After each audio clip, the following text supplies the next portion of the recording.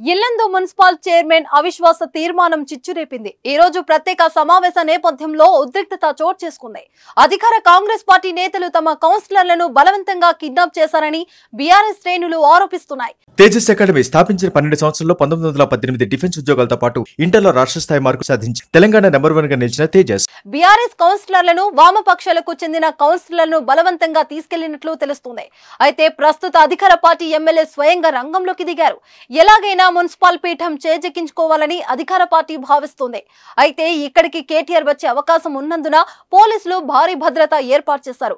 144 section విధించారు. అయినప్పటికీ భారీగా జన సమీకరణ జరుగుతుంది. అవిశ్వాస తీర్మానం నెగ్గి అధికార పార్టీకి షాక్ ఇచ్చే ఆలోచనలో బీఆర్ఎస్ ఉంది. కాంగ్రెస్ బీఆర్ఎస్ కార్యకర్తల ఘర్షణతో ఇక్కడ ఉద్రిక్తత పరిస్థితులు నెలకొన్నాయి.